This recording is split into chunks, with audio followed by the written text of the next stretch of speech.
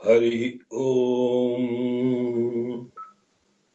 అస్మద్గురుభ్యో నమః. శ్రీమతే రామానుజాయ నమః. శ్రీమన్నారాయణ చరణౌ శరణం ప్రపద్యే. శ్రీమతే నారాయణాయ నమః. నీలాతుంగస్తనగిరితటీ సుప్తముద్బోధ్య కృష్ణం. నీలాతుంగస్తనగిరితటీ సుప్తము ఉద్బోధ్య కృష్ణం. పారాధ్యం స్వం శృతిశతశిరసిద్ధమధ్యాపయంతి. సోచ్ఛిష్టాయాం సృజి నిగళితం యా బలాత్కృత్య భుంక్తే. గోదా తస్యై నమ ఇదమిదం భూయ ఏవాస్తు భూయః.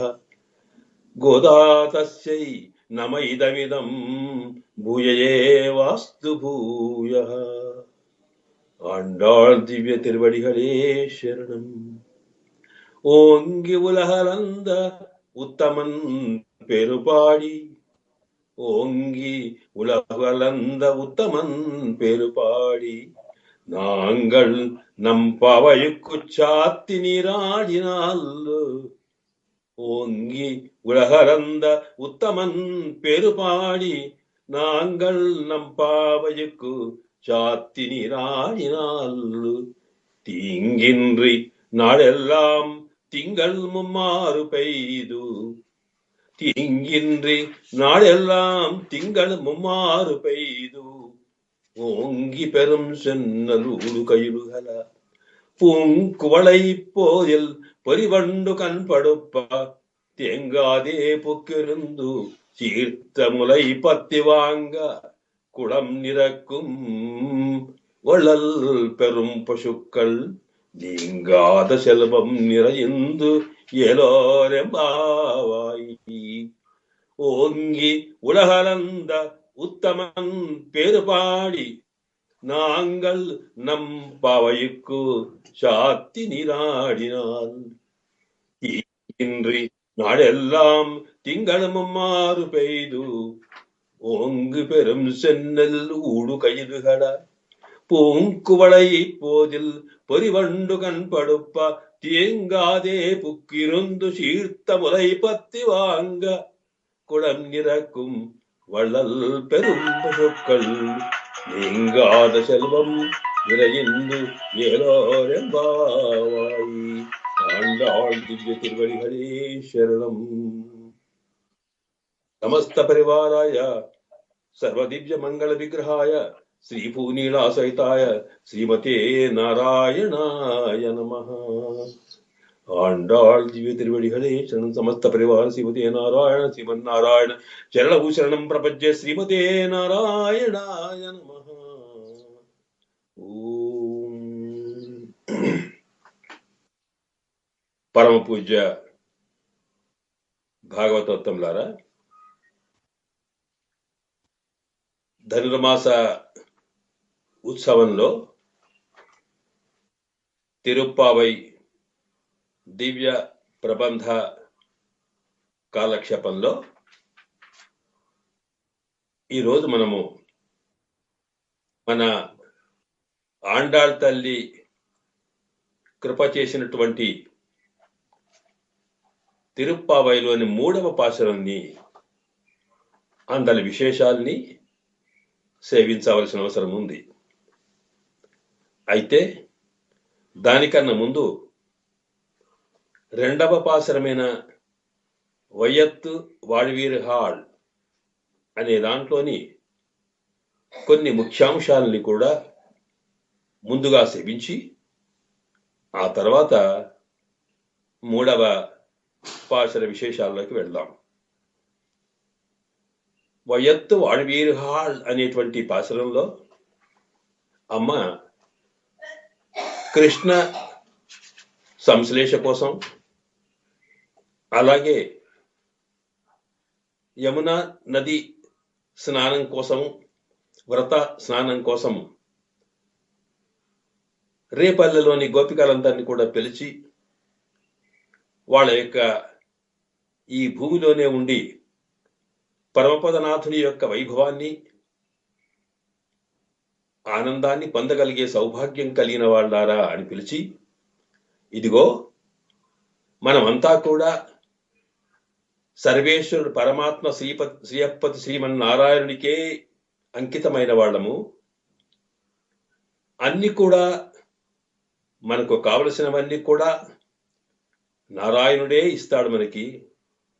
అలాగే నారాయణుడే మనకు కావాలి అని నారాయణుడికే సర్వభారములు అప్పగించిన ప్రపన్నులమైన మనం కూడా నారాయణునే నమక్కే పరైతర్వాన్ అని చెప్పుకున్నా, ప్రపన్నులైన వారికి సర్వం కూడా పరమాత్మని అనుకున్నప్పటికీ కూడా మనకు కూడా కొన్ని ఈ సమాజంలో ఉన్నప్పుడు, ఈ జీవితంలో కొన్ని రకాల మర్యాదలు పాటించాల్సిన అవసరం ఉంది. కొన్ని మనం చేయవలసినవి ఉన్నవి, కొన్ని విడవలసినవి ఉన్నాయి. వాటిని కృత్య కరణము అకృత్యములను విడవడం, కృత్యాకృత్యకరణ వివేకము అంటాం. ఇది శాస్త్రములు చెప్పిన అంశం అన్నమాట. అంటే శాస్త్రం అంటే వేదము, ధర్మశాస్త్రాలు. ఈ ధర్మశాస్త్రాలు వ్యక్తి తన ఉన్నతమైన సత్ప్రవర్తనతో జీవించడం కోసం ఏ రకమైన ప్రవర్తన కలిగి ఉండాలి, ఏ రకమైన కర్మలు చేయాలి, వేటిని చేయకూడదు, ఏవి చేస్తే పరమాత్మకు సంతోషము, వేటిని చేయకపోతే పరమాత్మ అనుగ్రహిస్తాడు, ఇవన్నీ కూడా మనకు శాస్త్రమైన వేదం చెప్పింది. ఈ వేదము చెప్పినట్టుగా నడవడం అనేది దైవశక్తికి పరమ ప్రమాణము అని భగవద్గీత దైవ అసుర సంపత్ విభాగ యుగంలో చెబుతోంది. కృష్ణ భగవానుడు తాను దైవశక్తి ఎవరిలో ఉందో, దేవతా స్వరూపులు ఎవరో, అలాగే ఆసుర ప్రకృతి ఎవరిదో, రాక్షస ప్రకృతి ఎక్కడ ఉంటుందో, ఈ రెండింటిని వివరిస్తూ చివరకు ఒక మాట చెప్పాడు. తస్మాత్ శాస్త్ర ప్రమాణంతే కార్యాకార్య వ్యవస్థితవు. నీవు ఏ పని చేసినా శాస్త్రం చెప్పినట్టుగా చెయ్యాలి. ఆ శాస్త్రం ఏ ప్రమాణం చూపిందో శాస్త్రాన్నే ప్రమాణంగా తీసుకుని అందులో చెప్పినట్టుగా నడవాలి. అలా నడిచిన వారు మాత్రమే దైవస్వరూపులు, అదే సత్ప్రవర్తన అని దైవ అసుర సంపత్ విభాగ యుగంలో చెప్పినట్టుగానే ఇక్కడ అమ్మ గోపికలందరినీ పిలిచి తాను చెప్పింది, ఇదిగో మనము కూడా ఎంత ప్రపన్నులమైనా మనకు కొన్ని శాస్త్రానికి కట్టుపడవలసిన అవసరాలు ఉన్నాయి. కారణం ఏంటంటే శాస్త్రం అనేది అది పరమాత్మ యొక్క భగవంతునికి ఆజ్ఞా రూపము. శృతి స్మృతి మమైవ ఆజ్ఞ అన్నాడు పరమాత్మ. వేదములు కానీ అలాగే వేదం యొక్క అర్థాన్ని వివరించేటువంటి స్మృతులు ధర్మశాస్త్రాలైనప్పటికీ కూడా అవన్నీ కూడా పరమాత్మ యొక్క ఆజ్ఞారూపములు. ఇలా ఎవరు చేస్తారో, ఈ రకమైన ప్రవర్తన ఎవరికి ఉంటుందో వాళ్లే నాకు ప్రియతములు అని చెప్పాడు. కనుక మనకు ప్రత్యేకంగా కర్మ ఫలితాల దృష్టితో కాకుండా పరమాత్మనే సర్వస్వం అయినప్పటికీ కూడా పరమాత్మ ఆజ్ఞ మనం అనుసరించి ఆయన చెప్పినట్టుగా చేయడం పరమాత్మ సంతోషాన్ని కలగచేస్తుంది. కనుక మనం భగవదాజ్ఞారూపమైన శాస్త్రాలు చెప్పిన విధి నిషేధాలని పాటించాలి. అవి ప్రత్యేకంగా మనం వ్రతము ఆచరిస్తున్నాం కనుక వ్రత సమయంలో తప్పనిసరిగా మన ప్రవర్తన విధానం ఎలా ఉండాలి, అది ఎలా ఉండాలో చెబుతాను వినండి అని అంటూ రెండో పాసలు ప్రారంభించింది ఆవిడ. అందులో నామం నం పావయిక్కు చెయ్యుంకిరిశైహల్ కేళీరో. మనము మన వ్రతంలో ఉన్నప్పటికీ కూడా మనము ఎలాంటి ప్రవర్తన కలిగి ఉండాలో దాన్ని నేను చెబుతాను, మీరు వినండి. వినండి అనే మాటకి దానికి బదులుగా శ్రవణం చేయండి అని అర్థం అన్నమాట.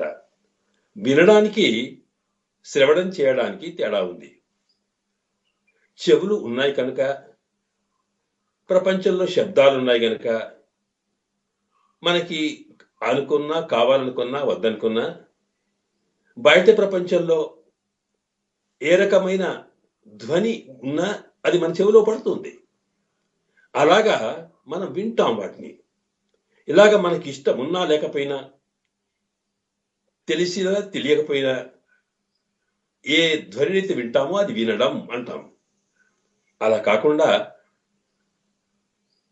ప్రత్యేకంగా మనసు పెట్టి ప్రేమతో, శ్రద్ధతో ఇది నాకు కావాలి అనే అంశాన్ని మనం ఏదైతే వింటామో దానికి శ్రవణం చేయడం అంటాం.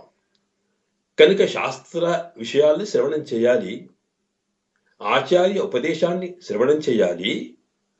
అలాగా శ్రవణం చేయడం వల్ల మనకు తత్వం తెలుస్తుంది. ఆ తర్వాత విన్నదాన్ని మననం చేయాలి. అంటే మాటి మాటికి మనసులో భావించుకోవాలి. ఆ భావించుకున్న అంశాన్ని ఏది సత్యమో, ఏది కాదో, ఏది నిజమైనదో, ఏది సరైనది కాదో వివేచించుకొని దాన్ని మననం చేయడం అంటాం. అలా మననం చేసుకున్న తర్వాత ఒక అంశం మీద మన మనసును అలాగే పెట్టుకోవడం, దాన్ని సమాధినిష్ట అంటాం మనం. శ్రవణ మనన నిధిధ్యాస. నిధిధ్యాస అన్న ధ్యానము అన్న ఒకటే. కనుక ఏ విషయాన్నైనా మనం ముందు అనుభవించడానికి, దాన్ని మనసు నుండి నింపుకోవడానికి ముందుగా శ్రవణం చేయాలి. అందువల్ల ఇది శ్రవణం చేయమన్నారు. శ్రవణం చేయడం వల్లనే ఆత్మ ఉజ్జీవనం కలుగుతుంది అనేది మనకు శాస్త్రాలు చెబుతున్నాయి. రామాయణాన్ని మనం శ్రవణం చేస్తే ఏం ఫలితమో చెప్పడం కోసం విష్ణు సహస్ర నామాల్లో రామచంద్రుని యొక్క దివ్య నామాలను వివరిస్తున్నటువంటి మన పూర్వాచార్యులు భట్టర్ వారు రామతత్వం వచ్చేటప్పటికీ ఒక మాట చెప్పారు. ఇక్కడ ఈ రామతత్వము, రామనామము మృత సంజీవని వృత్తాంతం. అంటే మరణించడానికి కూడా సిద్ధమైన వాళ్ళు బతికించగలిగేదట, చావును తప్పించగలిగేది రామనామము అని ఆ వృత్తాంతాన్ని మీకు ఈ నామాల ద్వారా వివరిస్తున్నాము అని వ్యాఖ్యానంలో శ్రీ భట్టర్ వారు మనకు కృప చేశారు. అక్కడ ఒక మాట చెబుతూ ఏమన్నారట అంటే, ఇదిగో దానికి ఒక ఉదాహరణగా లంకలో సీతమ్మ రావణాసురుని బాధను తప్పించుకోవడం కోసం, అలాగే తన చుట్టూ ఉన్న రాక్షసులు రకరకాల బాధలు పెడుతూ రావణుని చేపట్టుమని అంటూ ఉంటే తాను సహించలేక, ఇక ఈ జీవితం నేను బతికిన దానికన్నా జీవిత త్యాగం చేయడం ముఖ్యమనుకొని తాను ప్రాణత్యాగానికి సిద్ధమైన స్థితిలో అక్కడే ఆ శింషప వృక్షం పైన ఉన్నటువంటి ఆంజనేయ స్వామి ఒక్కసారి రామనామస్మరణ చేశాడు. రాజా దశరథో నామ రథకుంజరవాగిమాన్ అని చెప్పేటప్పటికీ ఒక్కసారి ఇక్కడేంటి, ఈ లంకలో ఈ దశరథుని వృత్తాంతం ఏంటి, రాముని వృత్తాంతం ఏంటి, ఎవరు ఎవరు అని ఒకసారి ఆగిపోయింది ఆవిడ. ఇలాగా ఆగిపోవడమే కదట, ఆమె విన్నది చక్కగా ఎలా ఉందంటే, అక్కడ సంస్రవే మధురం వాక్యం వైదేహ్యా వ్యాజహార హా అంటాడు వాల్మీకుల వారు. ఎంత గొప్పగా ఇది! ఎక్కడెక్కడ రామాయణంలో హా అన్నాడో అదొక ఆశ్చర్యమైనటువంటి సంఘటన అన్నమాట. తాను అనుభవిస్తూ రామగానం చేశాడు వాల్మీకుల వారు. ఆ అనుభవంలో ఒక్కొక్కసారి సాక్షాత్కరించిన తత్వాన్ని హారి ఆశ్చర్యాలు చూపుతాడు అన్నమాట. ఇక్కడ సంస్రవే మధురం వాక్యం. ఆంజనేయ స్వామి సీతమ్మకు అత్యంతమైన ప్రియమైనటువంటి మాటను వినిపించాట. ఆ వినిపించేటప్పటికీ ఒక్కసారి ఆగిపోయింది ఆవిడ. అంటే తన ప్రాణత్యాగం చేయడానికి సిద్ధమైనటువంటి సీతమ్మ ఒకసారి తాను ప్రాణాన్ని వదలకుండా నిలబడ్డదే. ఇది దేనివల్ల అంటే ఆంజనేయ స్వామి వినిపించినటువంటి రామకథ వల్ల. కనుక శ్రవణమే చేయకపోతే ఆమె ఏమయ్యేదో, మరి రామకథ ఏమయ్యేదో, రామాయణం ఏమయ్యేదో. కనుక ఇలాగ శ్రవణం చేయడం వల్ల కలిగే ఫలితం ఏమిటో మనకక్కడ పూర్వాచార్యులు ఈ సందర్భంలో అక్కడ సీతమ్మ కథను ఉదాహరించారు. కనుక అలాగా మనం ఎక్కడైనా సరే ముందు శ్రవణం చేయాలి అని చెప్పడం కోసం కేళీరో వినండి అందన్నమాట ఆవిడ. ఆ వినడం అంటే ఈమెదో ఆచార్యత్వాన్నో లేకపోతే నేను మీ అందరికి పెద్ద గనక మీరు దీన్ని వినండి అని చెబుతుందా అని అనుకోవద్దు. ఎందుకనకంటే సామాన్యంగా గోపికలు కూడా కృష్ణ ప్రేమ కలవారే, వారు కూడా భగవతత్వం మీద మనసున్న వాళ్లే. అలాగా మరి వారికి వీరు చెప్పాల్సిన అవసరం ఏమిటి అని అంటే ఇక్కడ మనకు భగవద్గీతలో ఒక మాట చెప్పాడు కృష్ణ భగవానుడు. అర్జునుడు అడుగుతాడు, స్వామి నీ భక్తులు ఎలా ఉంటారు, ఏం చేస్తారు అంటే, ఏమి లేదయ్యా, నా భక్తులు ఏం పని చేస్తారు తెలుసా నీకు? మచ్చిత్తా మద్గత ప్రాణా బోధయంత పరస్పరం.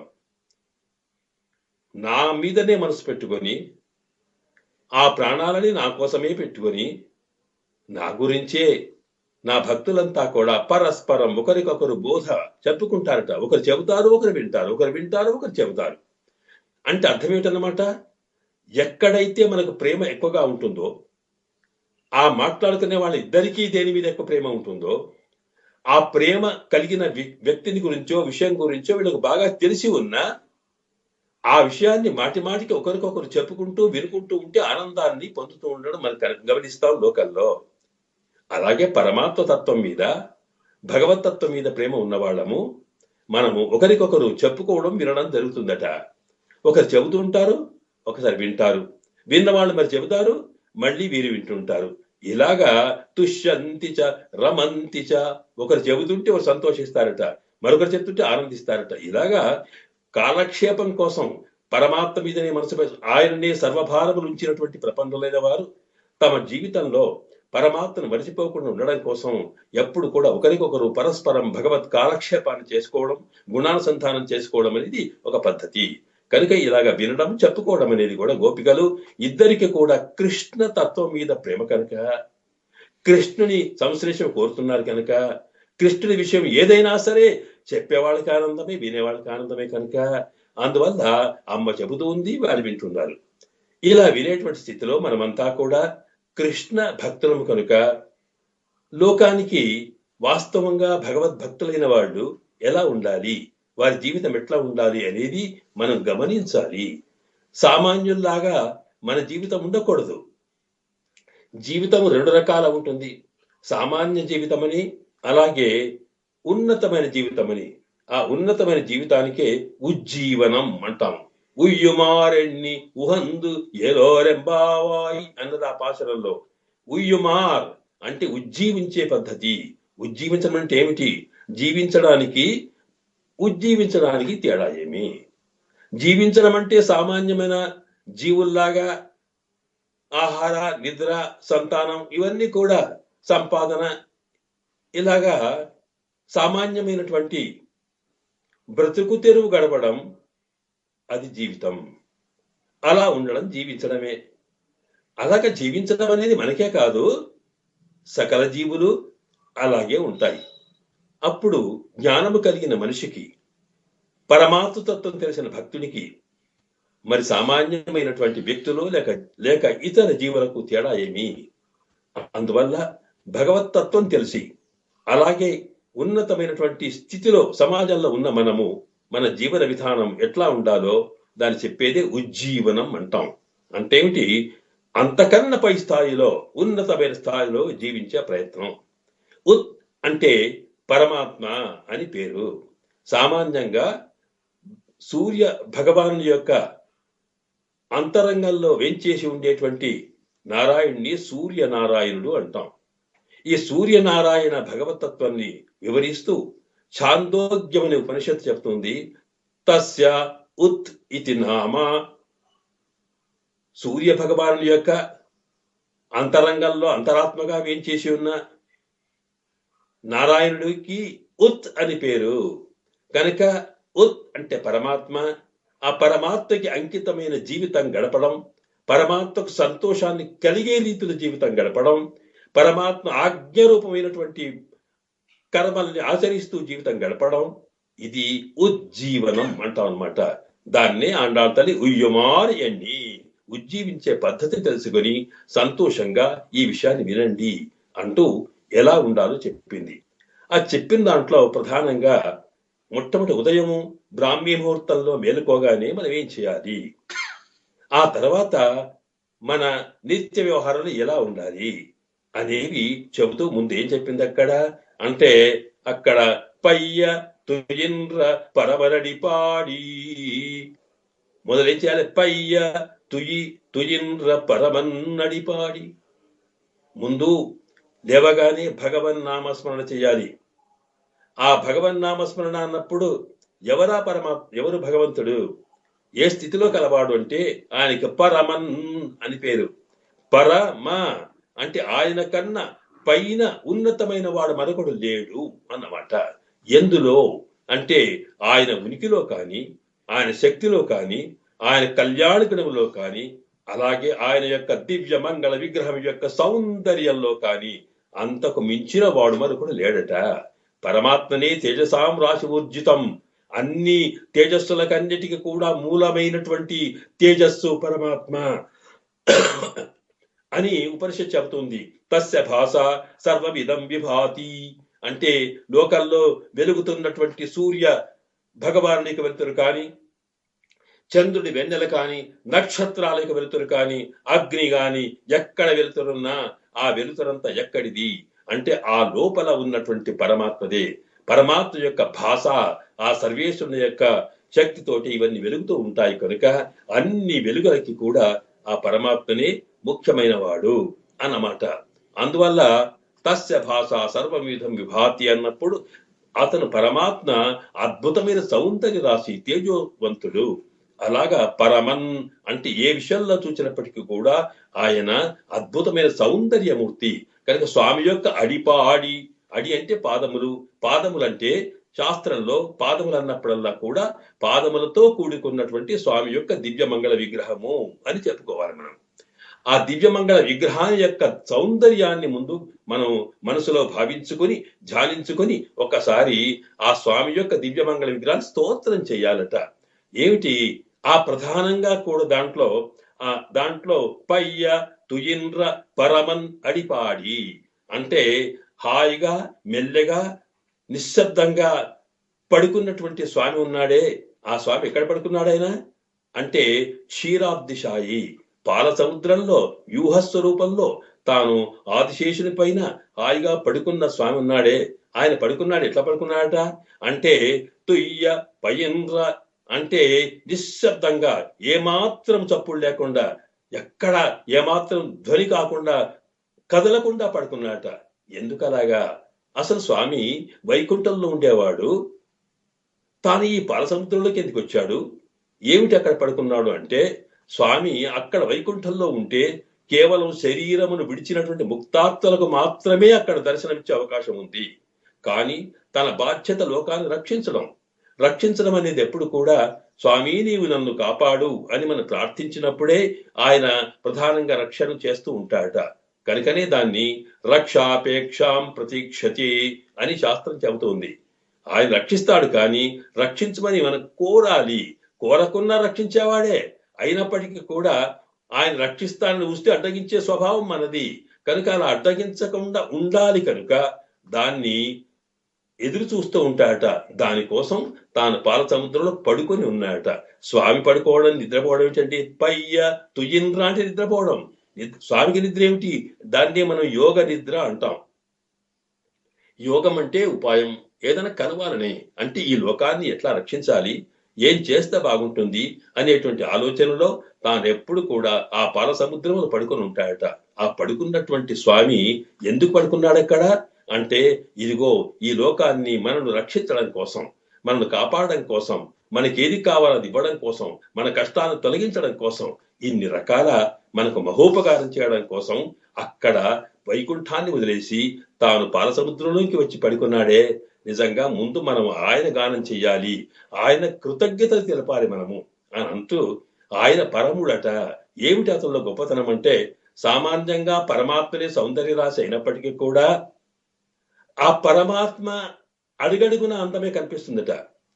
ఆయన కూర్చుంటే ఒక అందం, నిలుచుంటే ఒక అందం, అలాగే ఆయన నడిస్తే ఒక అందము, పడుకుంటే ఒక అందమట. ఎక్కడున్నా గాని సౌందర్యం అనే దానికి ప్రధాన లక్షణం ఏమిటంటే, ఏ రకంలో ఏ స్థితిలో ఉన్నప్పటికీ కూడా అందంగానే కనిపించాలి. పరమాత్మ కూర్చున్న స్థితి కన్నా, నిలుచున్న స్థితి కన్నా, నడుస్తున్న స్థితి కన్నా పడుకున్న స్థితిలోనే అద్భుతమైనటువంటి సౌందర్యం కనిపిస్తుందట.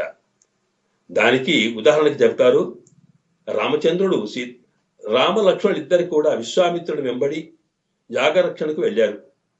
ఆ వెళ్లే సందర్భంలో యాగరక్షణ ఒక మిష మాత్రమే, కానీ ఈ రాముడికి తన తపస్సు ద్వారా తాను సంపాదించిన సర్వ అస్త్రశాస్త్రముల విద్యల్ని ధారపోయాలనుకున్నాడు విశ్వామిత్రుడు. కనుక ఆయన ఆచార్యుడిగా ఉండి వీళ్ళ శిష్యత్వం చేస్తూ ముందుకు నడుస్తుండే సందర్భంలో మొట్టమొదటి రాత్రి పడుకున్నారు రామచంద్రుడు. ఇక ఉదయం బ్రాహ్మీ ముహూర్తంలో లేపి వారికి పాఠాలు నేర్పాలి. కనుక సాక్షాత్తు విశ్వామిత్రుడు అక్కడికి వెళ్ళి పడుకున్న రాముని లేకపోయినాడట. పోయేటప్పటికీ నిద్రా ముద్రాభిరామం, ఆ రాముడిలో సౌందర్యం పడుకున్నప్పుడు మరింత కనిపించిందట. చూసి తపస్సంపన్నుడై స్థిరమైన మనస్సు కలిగిన విశ్వామిత్రునికే అక్కడ పడుకున్న రాముడిని చూచి, అబ్బా ఎంత అందకాడినా అనుకునట. ఇంత అందమైనటువంటి కొడుకును కన్నటువంటి సౌభాగ్యవతి తల్లి ఎంత అదృష్టవంతురాలో అని రాముణ్ణి కాదు, అందమైన రాముణ్ణి కన్న తల్లిని ముందు గుర్తు చేసుకున్నాట.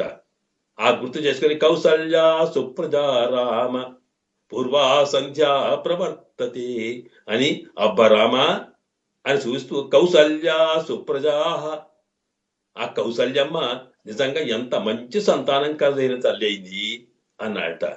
అంత అందమైన రాముణ్ణి కన్నందుకు కౌసల్యను మెచ్చుకున్నాడు ఆయన. అలాగా అక్కడికి వెళ్ళి ఆశ్చర్యపడ్డాడు. అంటే పడుకున్న సౌందర్యాన్ని చూచి విశ్వామిత్రుడే కదిలిపోయినాడు. ఇక సీతమ్మ సంగతి ఏమిటి కనుక ఇలా ఎన్నో ఉదాహరణలు కనిపిస్తాయి మనకి.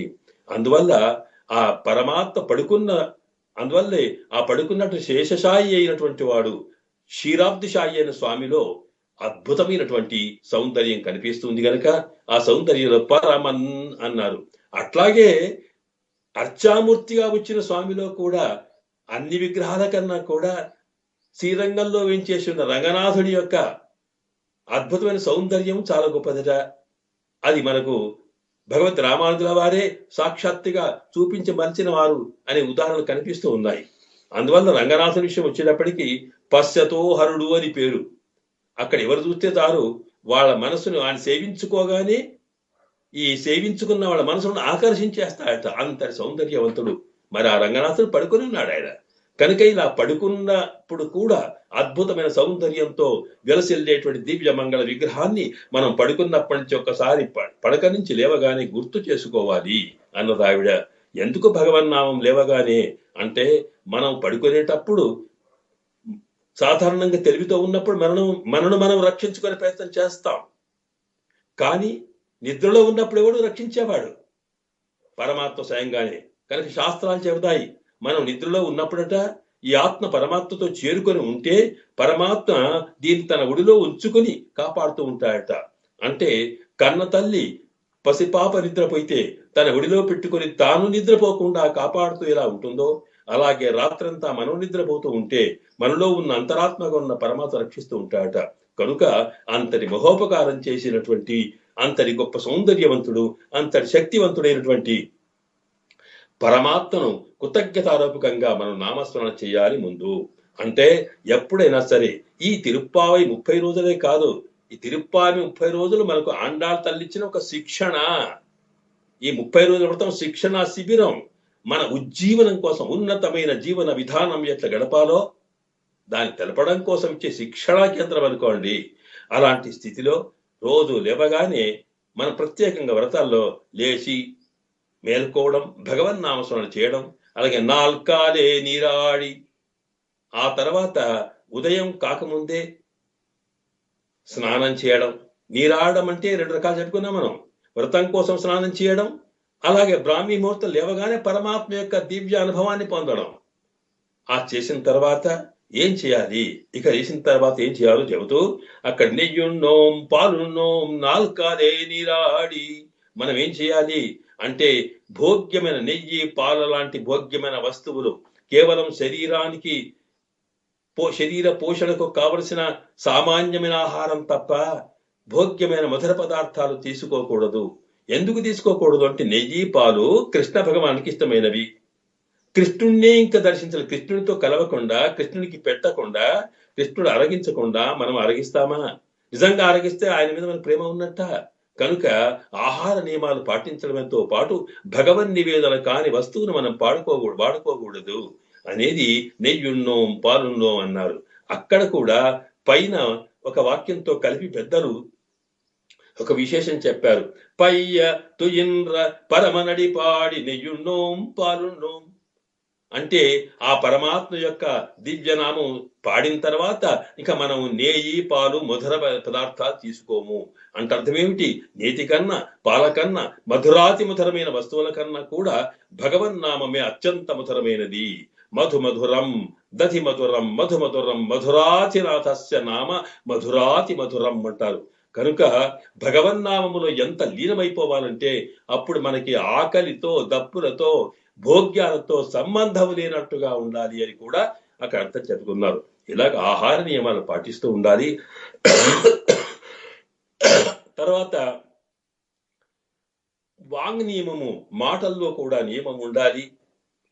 శయ్యాదన శయ్యం పెద్దలు ఏ పని చేయలేదో శాస్త్రాలు చెప్పినప్పటికీ కూడా సాధారణంగా ఆ శాస్త్రాలను ఆచరించే విధానంలో మన పూర్వాచార్యులు ఎట్లా చేసినారో ఆ రకంగానే మనం నడవాలి.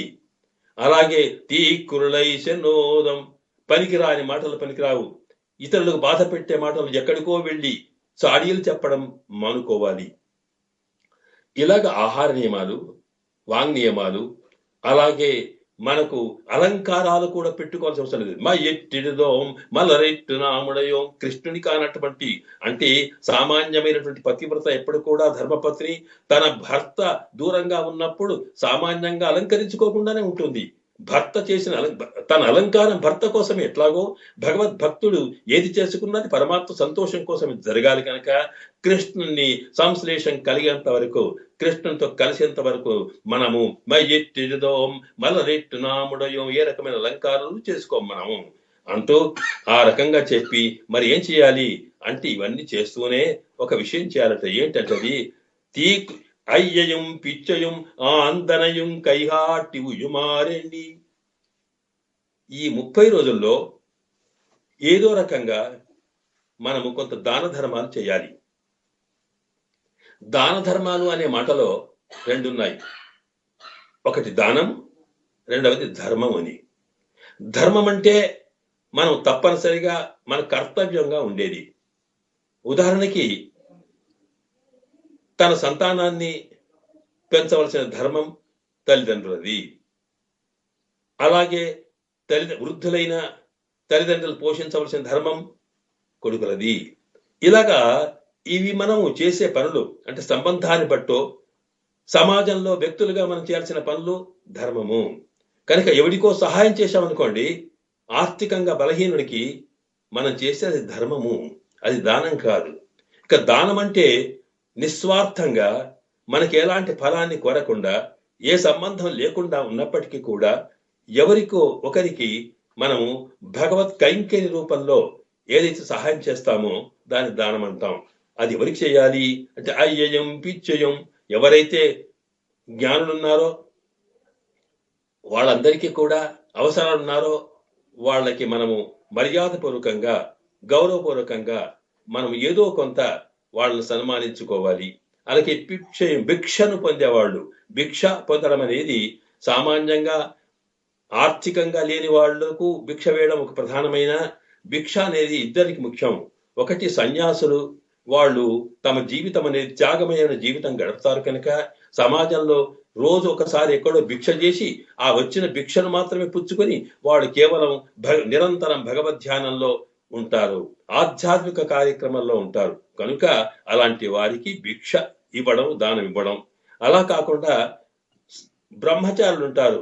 బ్రహ్మచారులు కూడా వేద అధ్యయనము ఆచార్య దగ్గర ఉండి చేస్తారు కనుక వాళ్ళ సంపాదన అంటూ మరొకటి లేకుండా ఎక్కడో గృహస్థులైనలోకి వెళ్ళి భిక్ష ఓం భవతి భిక్షాందేహి అని అడుగుతారే, అలాంటి వాళ్ళకి మనము ఉన్నంతలో వాళ్లకు సహాయం చేయాలి. ఎలా చేయాలి? అందువల్ల కైగాట్టి మనకు ఉన్నంతలో ఆంతనం కైగాట్టే దానం చేయడం కూడా ఒక నియమం ఉన్నది. నీ శక్తిని మించి దానం చేయకూడదు. నీ దగ్గర ఎంత ఉందో అంతే చేయగలగాలి. అంతే తప్ప ఎవడో ఒక కోటీశ్వరుడు తానేదో కొన్ని లక్షలు ఇచ్చాడు అనుకుంటే మరి నీ దగ్గర 1000 మాత్రమే ఉంటే నువ్వు ఎక్కడిస్తావు? అయ్యో ఇయ్యకపోతే అనుకోకూడదు. నీ దగ్గర ఎంత శక్తి అంతే చెయ్యాలి. కనుక శక్తికి మించిన దానము దోషమే, శక్తి కలిగినంత దానికి తక్కువ చేయడం దోషమేనట. కనుక ఆంతనయం కైహాటి, అవసరం ఉన్నంత దాన్ని బట్టి దాన ధర్మాలు చేయాలి. ఇలాగా ఆహార నియమాలు, భగవన్ నామస్మరణ, తర్వాత ఉదయమే మనము వర్ణ ఆశ్రమ ధర్మాలకు తగినటువంటి కార్యక్రమాలు చేయడం. స్నానం చేయడం అంటే అర్థం ఏమిటి? స్నానం చేసిన తర్వాత బ్రాహ్మణుడు సంధ్యావందనం చేసుకోవడం, మరొకరు పూజలు చేయడం, ఇలాంటి శాస్త్రాలు చెప్పినటువంటి ధర్మశాస్త్రాలు చెప్పిన కర్మ కాండలు ఏవైతే ఉన్నాయో వాటిని ఎవరి వర్ణానికి తగినట్టుగా వారు ఎంత ప్రపన్నులమైన పరమాత్మ మీద విశ్వాసం కలిగి పరమాత్మకు అంకితమైనప్పటికీ కూడా పరమాత్మ ఆజ్ఞారూపములైనటువంటి మరి కార్యక్రమాల్ని కూడా మనం చేయాలి. స్నానం చేయడం, నాల్కాలే నీరాడి స్నానం చేయడం అనే దానికి గుర్తు ఏమిటంటే స్నానం తర్వాత చేయవలసినటువంటి ఎవరి వర్ణానికి, ఎవరి ఆశ్రమానికి, ఎవరి గృహస్థాశ్రములకు గృహస్థాశ్రము, సన్యాసులకు సన్యాసాశ్రమం తగినటువంటి కర్మలు ఏవైతే ఉన్నావో వాటిని చెయ్యాలి అంటూ ఇలాగా తమకు భగవన్ నామస్మరణ, అలాగే ఆహార నియమాలు, వాంగ్ నియమాలు, తర్వాత సమాజంలో చేయవలసిన కార్యక్రమాల్ని చేస్తూ ఉండడమే పరమాత్మకు సంతోషం. కనుక అలాంటి వాటిని చెయ్యాలి అంటూ ప్రపంచమైన వారు ఎవరైతే ఈ వ్రతంలో చేరుకుంటారో వాళ్ళ నియమాలు చెప్పడం జరిగింది. ఇలా చేయడాన్నే ఇక్కడ ఉయ్యమారెన్ని, దీన్నే ఉజ్జీవనం అంటాం. సామాన్య జీవనం కన్నా ఉన్నతమైన జీవనం గడపాలి. ఇలా గడపడం అనేది దానివల్ల ఏమవుతుందంటే మనం సమాజానికి ఒక రకమైనటువంటి ఆదర్శవంతులం అవుతాం. మనను చూచితలు నేర్చుకుంటారు. కనుక ఈ వ్రతంలో పాల్గొనే వాళ్ళు చేసే పద్ధతిని చూచి వ్రతంలో పాల్గొనే వాళ్ళు కూడా ఓహో ఇది సమాజంగా ఉన్నత సత్ప్రవర్తన సకల జ్ఞాని అయిన మనిషికి అవసరమా అనేటువంటి స్థితిలో అనుకరిస్తారు. కనుక ఆ రకంగా మనము మన ప్రవర్తన ద్వారా లోకానికి సందేశం ఇవ్వచ్చు అంటూ ఈ 2వ పాశురంలో ఆండాళ్ తల్లి ఎత్తో ఆళ్వీర్హాల్ నా మున్నంపావయక్కు షెజింకిహల్ చెలీరో అని వినుమని చెప్పి ఇవి ఎందుకు వినాలి అంటే ఉయ్యమారెన్ని, దీని వలన ఉజ్జీవిస్తారని చెప్తూ మనకు 2వ పాశురంలో ఈ వ్రతంలో పాల్గొనే మొదటి పాశురంలో వ్రతానికి రమ్మన్నారు. దాని ఫలితం ఏమిటో చెప్పారు. మీకు ఇచ్చ ఉంటే రమ్మన్న తర్వాత వచ్చిన వాళ్ళము అంతా పరమాత్మని అనుకోవడం కాదు, పరమాత్మ మీద విశ్వాసం ఉన్నా సమాజంలో ఉంటున్నాం కనుక మనం ఆదర్శవంతమైన జీవితం ఎలా గడపాలో అది 2వ పాశురంలో చెప్పడం జరిగింది. ఇక ఆ తర్వాత ఈ రోజు మనము 3వ పాశురంలోకి వెళ్ళాలి. ఆ 3వ పాశురంలో ఇలా చెప్పింది ఆవిడ, ఓంగి ఉలహలంద ఉత్తమన్ పేరు పాడి நாங்கள் நம்பாவைக்கு சாத்தி நீராடினால் தீங்கின்னி நாடெல்லாம் திங்களமும் மாறு பெய்து ஓங்கி பெரும் சென்னல் உடுகையிலுகல பூங்குவளை போதில் பொறிவண்டு கண்படுப்ப தேங்காதே புக்கிருந்து சார்த்தீர்த்தமுலை பத்தி வாங்க குடன்னிறக்கும் வள்ளல் பெரும் பசுக்கள் நீங்காத செலவும் நிறைந்து ఎలోరెంబావాయి. 3వ రోజుకి వచ్చేటప్పటికి మొదట సరే అందరూ కూడా గోపికలు తాము వ్రతానికి పూనుకున్నారు, వ్రత నియమాలు తెలుసుకున్నారు. ఇక వ్రతం ప్రారంభం కన్నా ముందు మనము ముందుగా కోరవలసిన ఫలితం ఏమిటి? సామాన్యంగా మనం చేసేటువంటి వ్రతం అంతా లోక కళ్యాణం కోసం చేస్తున్నాం. మన భారతీయ సంస్కృతిలో, మన వైదిక విధానంలో ఏవి చేసినా ముందు సమాజ క్షేమం, లోకక్షేమమే ప్రధానమైన ఉద్దేశం. కనుక ఇక్కడ వ్రత ప్రారంభానికి ముఖ్య కారణం ఆనాడు రేపల్లెలో వర్షం లేకపోవడం, కరువు కాటకాలు కావడం. కనుక ఈ వ్రతం వల్ల, ఈ వ్రతాన్ని జరుపుకోవడం కోసం పరమాత్మకు దూరమైన గోపికల్ని కృష్ణ భగవాన్తో కలిసేటువంటి ఒక అవకాశం కలిగించడం కోసం తాము తోడ్పడినటువంటి ఇతర సమాజంలో ఉన్న వ్యక్తులున్నారే, ముందు లోకానికి తమకు అన్ని రకాల తోడ్పడుతున్న లోకానికి క్షేమం కూడా కోరాలి అనుకొని ముందు ఈ వ్రతం వల్ల ఏం జరుగుతుంది అంటే, లోకమునకు మనము చేసిన వ్రత ఫలితంగా లోకమంతా కూడా సుభిక్షంగా ఉండగలుగుతోంది. కనుక ఇది ముందు చెయ్యాలి. కనుక మనం చేసే ప్రార్థన ఎప్పుడు కూడా కృష్ణ భగవాన్ సంశ్లేషం కన్నా ముందుగా కృష్ణ అనుగ్రహంతో లోకమంతా కూడా సకల సంపత్తులతో తొలతొగేట్టుగా మనం చేయాలి. అది ఎలా చేస్తే అవుతుందో ఈ 3వ పాసురంలో చెప్పిందన్నమాట.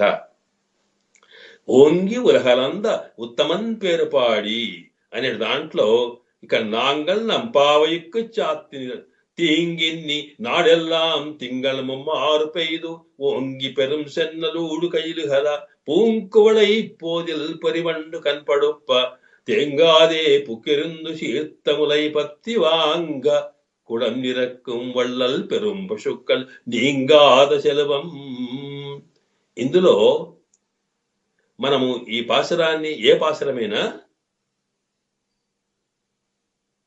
అధ్యయనం చేసేటప్పుడు అంటే దానిలో అర్థం ఏమిటి, అది ఆ పాశరం యొక్క ముఖ్య తాత్పర్యం ఏమిటి అనేది తెలుసుకోవాల్సిన అవసరం వచ్చినప్పుడు చివరకు ఏ మాట చెప్పిందో ఆ మాటను మనం పట్టుకోవాలి. ఇక్కడ ఏమంది దీంట్లో, నీ ఇంగాద సెల్వం నిరయిందు. మనం వ్రతం చేస్తే ఏమవుతుంది, నీ ఇంగాద సెల్వం. సెల్వం అంటే సంపత్తు, సిరి సంపదలు. ఆ సిరి సంపదలు ఒక రోజు ఉండి ఒక రోజు పోకుండా నిరంతరం అభివృద్ధి చెందుతూ ఎప్పటికీ కూడా బాగా పెరుగుతూ ఉంటే తరగనటువంటి ధనం, తరగని సంపత్తు, దాన్నే నీంగాద సెల్వం. సెల్వం అంటే సంపత్తు, సిరి సంపదలు. అవి నీంగాద అంటే తరిగిపోకుండా ఉంటాయట. కనుక తరిగిపోకుండా, తగ్గకుండా, నిరంతరం ఎప్పటికప్పుడు పెరుగుతూ అందరికి అందుబాటులో ఉండేటువంటి సిరి సంపదలు నిండిపోతాయి. ప్రపంచమంతా కూడా నీంగాద సెల్వం నిరైందు, నిండిపోతాయి అవన్నీ కూడా. దేనివల్ల? ఇదిగో మన వ్రతం వల్ల. అందువల్ల ముందు మనము కోరేది ఏమిటి, సకల లోక కళ్యాణం కోసం, సకల లోకమంతా కూడా సిరి సంపదలతో తొలుతూగి అందరూ సుఖశాంతులతో ఉండడం కోసం ముందుగా మనం భావించాలి మన వ్రతంలో. లోకం శాంతంగా ఉంటేనే, లోకం సుఖంగా ఉంటేనే ఆధ్యాత్మికమైన కార్యక్రమాలకు అవకాశం కలుగుతోంది. అలా కాకపోతే మనకి అసలు సామాన్యమైనటువంటి నిత్య అవసరాలు మాత్రమే పొందలేని స్థితి వచ్చినప్పుడు పరమాత్మను గురించి ఆలోచించే అవకాశం రాదు. ఒకవేళ కొందరికి ఉన్నా మరికొందరికి లేకపోతే ఎన్నో సమస్యలు సృష్టింపబడతాయి. కనుక ముందుగా లోకమంతా కూడా సిరి సంపదలతో తొలితేగేట్టుగా ఈ వ్రతంలో పొందాం అంటూ మనకు ఈ వ్రతం యొక్క ఫలితాన్ని ముందుగా చెప్పింది. ఏమిటి మనకు కలిగే సిరి సంపదలు? మన దేశంలో లేదా ప్రపంచంలో మానవాళికి అంతటికీ కూడా కావలసిన సిరి సంపదలు ప్రధానంగా రెండే. వాటిని మనం పాడి పంటలు అంటాం. పాడి అంటే పాల యొక్క ఉత్పత్తి, పశు సంపద, వాటి వల్ల కలిగేటువంటి సంపత్తు మనకి. అలాగే పంట, ఆహారానికి కావలసిన రైతులు సృష్టించేటువంటి, కర్షకులు మనకి ఇచ్చేటువంటి, సమాజానికి ఇచ్చేటువంటి ఆహారం. ఈ రెండు ఉంటే అన్ని సంపత్తులు ఉన్నట్టే లెక్క. ఈ రెంటి ద్వారానే మిగతా సంపత్తులు సృష్టింపబడతాయి. కనుక నిత్య అవసరాలకి, మనిషికి అవసరమైనటువంటి ఆహార విహారాలకు కావాల్సిన అవసరాలు ఉన్నాయో ప్రధానంగా ఆహారం ప్రధానం. కనుక లోకంలో పాడి పంటలు బాగుండాలి. పంట బాగుండడం అంటే ఏం కావాలి, దానికి తగిన వర్షం పడాలి, దానికి తగినటువంటి వాతావరణం ఉండాలి. అలాగా ఎప్పుడైతే వర్షం పడి వాతావరణం బాగుంటుందో, ఎప్పుడైతే పంటలు చక్కగా ఉంటాయో పశువులు కూడా చక్కగా ఉండి వాటికి కావాల్సిన ఆహారం ఇస్తాయి. కనుక ఇవన్నిటినీ మన వ్రతము అంటే ఏమిటి, కృష్ణ భగవానుని యొక్క కృప లోకం మీద కలిగేట్టుగా, భగవత్ కృప వల్ల లోకమంతా సుభిక్షంగా ఉండేట్టుగా మనం ముందుగా ప్రార్థిస్తామంటూ దీంట్లో ఈ పాశురంలో లోక కళ్యాణం కోసం సిరి సంపదలు, తరగని సిరి సంపదలు పెరగాలి అని భావిస్తూ ఇక్కడ తాను ఆశిస్తున్నది ఆండాళ్ తల్లి. అయితే అది ఎలా జరుగుతోంది అంటే అప్పుడు ఓంగి ఉలహలంద ఉత్తమన్ పేరు పాడి. పేరు ఎవరిది పాడతాం మనం? పేరు పాడేది ఎప్పుడు అంటే ఉత్తమన్ పేరు పాడి. ఈ సిరి సంపదలు పెరగాలంటే ముందుగా భగవన్ నామస్మరణ కావాలట. పరమాత్మను పొందడానికి శాస్త్రాలు ఎన్నో మార్గాలు చూపించాయి. తపస్సులు, ధ్యానము, యజ్ఞాలు, యాగాలు ఇలాంటివెన్నో ఉన్నప్పటికీ కూడా కలవు సంకీర్చ కేశవం, కలియుగంలో మాత్రం పరమాత్మ నామస్మరణనే ప్రధానమైంది. భగవంతుని యొక్క కృప మన మీద కలగడం కోసం. కారణం ఏంటంటే ఇతర యుగాల్లో ఉన్నటువంటి మహాత్ములంతా చేసిన తపస్సుల్లాగా మనం చేయలేము. ఈ రోజుల్లో యజ్ఞాలు చేయలేము, యాగాలు చేయలేము, ఎక్కడో ఒకటి తప్ప నిరంతరం చేయడానికి వీల్లేదు. ఎందుకంటే మనకున్నటువంటి సంసార పరిస్థితులు అలాంటివి. కానీ మనకు ఫలితం మాత్రము ఆనాడు తపస్సంపన్నులు ఏ రకమైన ఫలితం పొందారో, యజ్ఞయాగాలు చేసేవారు ఏ ఫలితం పొందారో, అలాగే మిగతా వైదిక కార్యక్రమాలు చేసిన వారు ఏ ఫలితం పొందారో వాటిని మనకు కూడా కావాలి. అవి పొందడం కోసం ఈ యుగంలో మనకుండేటువంటి సామాజిక సాంసారిక పరిస్థితులను దృష్టిలో పెట్టుకున్నప్పుడు భగవన్నామం ఒక్కటే కలవు సంకీర్త్య కేశవం అని శాస్త్రం చెప్పింది. ఆ భగవన్నామ స్మరణ, పరమాత్మని యొక్క గానము, పరమాత్మ కీర్తన, మనస్ఫూర్తిగా భజన యత్ర, ఎక్కడైతే మద్భక్తాహ యత్ర గాయంతి తత్ర తిష్ఠామి నారద అన్నాడు పరమాత్మ నారదంతో. నన్ను గురించి మైమరచి నా భక్తులు అత్యంతమైన ప్రేమతో నా గానం ఎక్కడ చేస్తారో నేను అక్కడ ఉంటాను అన్నాడు ఆయన. కనుక ఇక్కడ నామస్మరణనే ప్రధానమైనది. మన ఆళ్వార్లు అందరికి కూడా చెప్పిన ఉపదేశం ఇదే. పరమాత్మను విశ్వసించండి, ఆయనకు ప్రపత్తి చేయండి, నివేదప్ప మరొకటి లేదని ఆయన మీదనే నమ్మకం ఉంచుకొని సకల భారములు ఆయన మీద ఉంచి ఇక కాలక్షేపం కోసము, జీవితం అంతా గడపడం కోసము భగవన్నామమే ముఖ్యమైనది అనేది మన ఆళ్వార్లు చెప్పిన మాటనే. ఆళ్వార్లందరి యొక్క ముఖ్య సారాంశాన్ని తెలిపేటువంటి మన ఆండాళ్ తల్లి కూడా అదే మాట చెప్పింది. అందువల్ల గోపికలకు చెబుతున్నది మనం నామస్మరణ చేయాలి. ఎవరి నామస్మరణ చేస్తాము అంటే ఎవడు ఉత్తముడో వాడి నామస్మరణ చేయాలి. లోకంలో 3 రకాల మనుషులు ఉంటారు. కొందరు ఉత్తములు, కొందరు మధ్యములు, మరికొందరు సామాన్యులు. అంతకన్నా దుర్మార్గులు ఉంటే సమాజం కూడా ఉంది ఇక్కడ. కనుక ఉత్తముడంటే ఎవరో అని చెబుతూ మనకి నీతి శాస్త్రం చెబుతుంది. తమ కార్యంబు పరిత్యజించుయు పరార్థ ప్రాపకుల్ సజ్జనులు. సజ్జనులు సత్పురుషులు, ఉత్తమ పురుషులు ఎవరు అంటే తమ కార్యంబు పరిత్యజించియు, తాము ఏమైనా సరే, తమకు నష్టాలు వచ్చినా సరే, కష్టాలు వచ్చినా సరే, ఇతరులు క్షేమంగా ఉండాలి, ఇతరుల పనులు తిరగాలనుకొని ఎవరైతే భావిస్తారో వారు సత్పురుషులు, సజ్జనులు, ఉత్తములట. తమ కార్యంబు ఆ పరిత్యజించియు పరార్థ ప్రాపకుల్ సజ్జనులు. మధ్యములెవరట? తమ కార్యంబు కటించుచున్ పరహితార్థ వ్యాపృతుల్ మధ్యములు. తమ పనిని తాము చేసుకుంటూ ఇతరులు కూడా బాగుపడాలి అని తమ క్షేమాన్ని, ఇతరుల క్షేమాన్ని కూడా కోరుతూ ఎవరైతే ఉంటారో వాళ్ళు మధ్యములు, అంటే తమ సంగతి వదలరు. ఇక ఆ తర్వాత సామాన్యులు ఎవరు అంటే తమ పని మాత్రమే చూచుకొని ఇతరుల గురించి పట్టించుకోరు. అలాంటి వారు సామాన్యులట. వారు కాక మరొక రకంగా ఉన్నవాళ్ళు తమకై అన్యహితార్థ ఘాతుక జనులు దైత్యులు. ఆ సామాన్యుల కన్నా దుర్మార్గులు ఉంటారు. అంటే వాళ్లకు లాభం లేదు, వాళ్ళు చేసే పనులు ఎట్లా ఉంటాయంటే తమకు లాభం లేకున్నా ఇతరుడికి లాభం కలగకూడదు, తమకు లాభం లేకున్నా ఇతరుడు నష్టపోతే సంతోషించే వాళ్ళు ఉంటారు, అత్యంత దుర్మార్గులట. ఇలాగా మూడో వాడికి నాలుగో తరం మరీ కష్టం. కనుక మనం ఎవరిని కీర్తించాలి, ఎవరి నామస్మరణ చేయాలి అంటే ఎవరైతే తమ తమ తమ స్వార్థాన్ని వదులుకొని ఇతరుల కోసం త్యాగం చేసే ఉత్తములు ఉంటారో అలాంటి వాళ్ళనే మనం నామస్మరణ చేయాలి. అలాంటి వారు ఎవరు అంటే లోకంలో ఉండే మనుషుల కన్నా అందరికన్నా ఉత్తమోత్తముడైన వాడు పరమాత్మ. ఆయనకే పురుషోత్తముడు అని పేరు.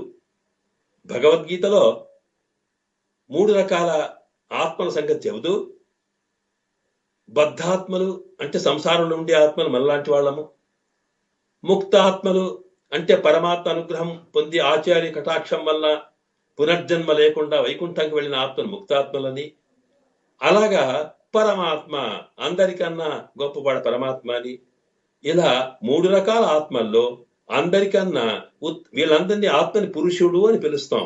కనుక ఉత్తమ పురుషస్త్వన్య పరమాత్మేతుదాహృత అంటుంది భగవద్గీత. అంటే అందరికన్నా కూడా పరమాత్మనే ఉత్తమోత్తముడైన పురుషుడట. కనుక ఉత్తమన్ పేరు పాడి మనం ఏం చేయాలి అంటే మొట్టమొదట నామస్మరణ చేయాలి. కానీ ఎవరిది, ఎవడైతే ఉత్తముడో, ఎవడైతే పురుషోత్తముడో ఆ పురుషోత్తముడి యొక్క నామస్మరణ, కీర్తన, సంకీర్తన, భజన, జపము మనం చెయ్యాలి అన్నారు. పరమాత్మ అంత పురుషోత్తముడా అంటే ఆయన దివ్య లీలలే చెబుతూ ఉన్నాయి. దానికి 1-2 ఉదాహరణలు ఇస్తూ ప్రధానంగా వామనావతారంలో స్వామి చేసినటువంటి దివ్య చరిత్రను అమ్మ ఇక్కడ గుర్తు చేస్తూ ఉన్నది. ఏమి తెలుసు ఆయన ఏం చేసిన ఉత్తముడు అంటే ఓంగి ఉలహుళంద ఉత్తమన్ పేరు పాడి. ఉత్తమన్ ఆయన ఎందుకన్నాడు తెలుసా? ఓంగి ఒక్కసారి పెరిగిపోయినాడట. ఆ పెరిగి ఏం చేసినాడు? త్రివిక్రమావతారంగా పెరిగి ఉలహుళంద లోకాన్నంతా కూడా తన శ్రీపాదాలతో ఒక్కసారంతా కొలిచాడట. అలా కొలిచిన వాడు ఉత్తముడు. ఎందుకు ఆయన ఉత్తముడు అలాగా అంటే ఇంతకుముందు చెప్పుకున్నామే, తమ కార్యం లేకుండా ఇతరుల కోసం చేసేవాడని. ఆయన వామనావతారంగా ఎత్తుకొని వచ్చాడు మనకు తెలుసు.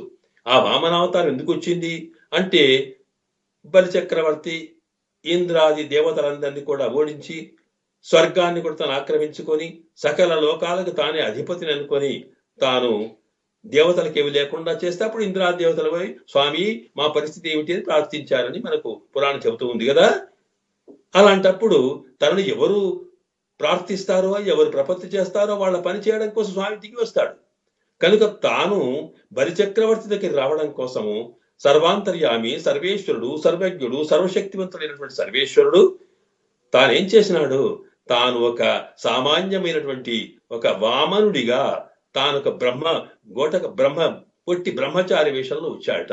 వచ్చిన తర్వాత ఇక్కడ ఎందుకు వచ్చాడు? మనం సాధారణంగా అంటే సామాన్యంగా రావణుడు లాంటి వధను, రావణుడు రాక్షసుడే, బలిచక్రవర్తి రాక్షస ప్రకృతి కలవాడే అయినప్పుడు రావణుడు లాంటి వధ కోసమేమో తాను స్వయంగా వెళ్ళి యుద్ధం చేస్తే, మరి ఇక్కడ ఈ బలిచక్రవర్తి కోసం తాను వచ్చి అడిగాడట. వచ్చి వామనుడై వచ్చి భిక్షాటన చేశాడు ఆయన దగ్గర. ఎందుకు చేశాడంటే దేవతలు ఎంతటి పరమభక్తిలో బలిచక్రవర్తి వాడు కూడా అంతే భక్తుడు స్వామికి. కానీ ఆయన అహంకారపూరితంగా ఉండేటువంటి భక్తి కలవాడు కనుక తన భక్తుణ్ణి తాను ఎలాగా హింసించరాదు, అలాగా భక్తుల కార్యం కావాలి అనుకున్నప్పుడు ఆయన మనసును మార్చి వాళ్ళలోని అహంకారాన్ని తొలగించి ఆ తర్వాత ప్రతి వస్తువు తనదే అయినా తాను ఎవరికిచ్చాడో వాళ్ళకు పొందింపచేయాలనే ఉద్దేశంతో తాను లక్ష్మీపతి అయి ఉండి కూడా, సకల అఖిలాండ కోటి సర్వేశ్వరుడు బ్రహ్మాండ నాయకుడు అయి ఉండి కూడా తాను ఒక సామాన్యమైనటువంటి ఒక బ్రహ్మచారిగా వచ్చి వామన అవతారంలో బలిచక్రవర్తి దగ్గర అడిగాడే, చేతులు జాపి అడిగాడట. ఆ చేతి అభయహస్తం, లోకాలకి అభయాన్ని, భయం కలగకుండా ఏదంట దివ్వగలిగే హస్తాన్ని 2 చేతులు పెట్టి ఆయన దగ్గర 3 అడుగుల భూమి అడుక్కున్నాడే. ఇదంతా మనకు తెలుసు ఆ కథ. అందువల్ల అప్పుడు ఏం చేసినాడు ఆయన అంటే, నిజంగా అడగడం అంటే ఎంత దూరం వచ్చినాడు ఆయన అంటే, సకల అవాప్త సమస్త కాముడు, ఆయనకి ఎలాంటి లోపం లేనటువంటి సర్వేశ్వరుడే ఇక్కడ దాకా వచ్చి చేతులు జోడించడం అంటే ఏమిటో తెలుసా? శాస్త్రం చెప్తుంది, ఒకసారి మనము ఎవరికైనా ఇస్తే పర్వాలేదు కానీ మనకు లేదనుకొని ఇతరుల దగ్గరికి చేతులు జోడించో లేక చెయ్యి జాపి అడిగామో అంతకన్నా హీనమైన స్థితి మరొకటి లేదట. అందువల్ల శాస్త్రం చెబుతుంది, తృణాదపి లఘు స్థూలః, తృణాదపి లఘు స్థూలః, స్థూలాదపి చ లఘు యాచకః. అంటే సామాన్యంగా అన్నిటికన్నా కూడా తేలికైంది గడ్డి పరక. ఆ గడ్డి పరక కన్నా తేలి అయింది ఏమిటేనట? దూది. ఆ దూది కన్నా తేలికైన వాడు జీవితంలో ఎవరంటే ఎవడి ముందు అడుగుతాము వాడు అన్నమాట, యాచకుడు. అందువల్ల అంత శ్రీమంతుడై శ్రీయప్ప తెగలాండుకు బ్రహ్మానాయకు అయ్యుండి కూడా తాను వచ్చి యాచకుని వృత్తిని చేసినాడు. ఇక్కడ బలిచక్రవర్తి ఎవరి కోసం? తన కోసమా అంటే దేవతల కోసం, పరార్థ ప్రాపకులు తమ కోసం కాకుండా చేసినాడు. కనుక చేసిన తర్వాత మరి అక్కడ వామనావతార కథ చెప్పలేదు. వామనావతారాన్ని సూచిస్తూనే త్రివిక్రముని యొక్క వైభవాన్ని పేర్కొంది అమ్మ. ఓంగి ఉలహోళంద అని పెరిగినవాడు త్రివిక్రుడు. ఎందుకు పెరగడం అంటే అర్థం ఏమిటి? ఒక్కసారి ఎప్పుడైతే ఆ బలి చక్రవర్తి తాను 3 అడుగుల భూమిని ఇస్తున్నట్టుగా నీళ్లు ధారాదత్తం చేశాడో, చేయగానే అద్భుతమైన సంతోషంతో తాను ఒక్కొక్కసారి ఇంత ఈ వటుడు ఇంత అని పెరుగుతూ పోయి ఒక కాళ్ళు ఇక్కడ మరొక పాదాన్ని పైలోకాల దాకా తీసుకెళ్లాడని మనకు తెలుసు.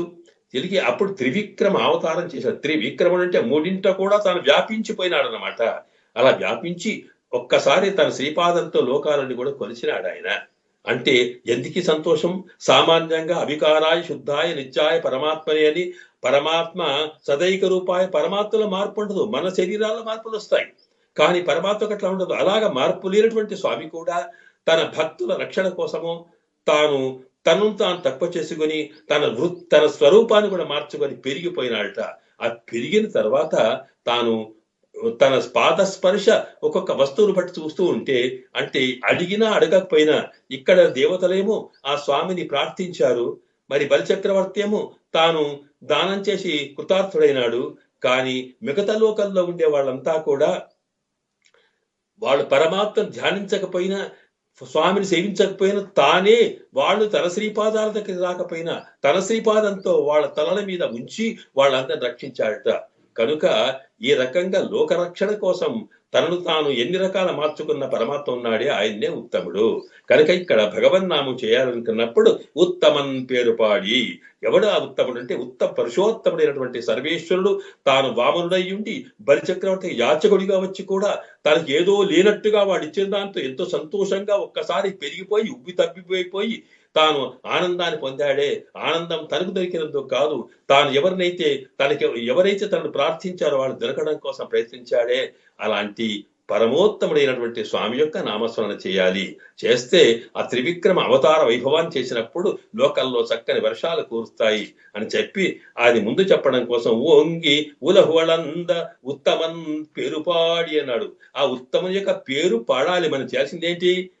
ఉత్తముని సేవించడం కాదు. ఇంతకుముందు పాసనంలోనేమో ఒకసారి ఆ పడుకున్నట్టు పాల సముద్రంలో పడుకున్నటువంటి స్వామి యొక్క దివ్యమంగళ విగ్రహాన్ని దర్శించుకోవాలి అన్నారే, సాక్షాత్కరించుకుని ఆయన సౌందర్యాన్ని అనుభవించాలన్నారు. ఇక్కడ దివ్యమంగళ విగ్రహం కాదు, ఆయన నామము చాలట.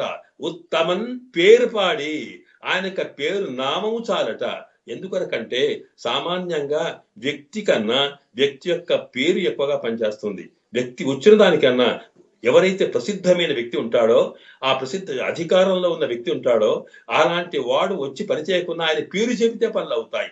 మరి అలాంటప్పుడు పతిం విశ్వస్య గనుక సకల లోకానికి అధిపతి అయినటువంటి సర్వేశ్వరుడు యొక్క నామము చాలు. అందువల్ల పరమాత్మ కన్నా పరమాత్మ యొక్క నామము గొప్పదట. ఎందుకొరకంటే మనకి ఆపత్తులో ఉన్నప్పుడు ద్రౌపదిని రక్షించింది పరమాత్మ కాదట, భగవన్ నామమట.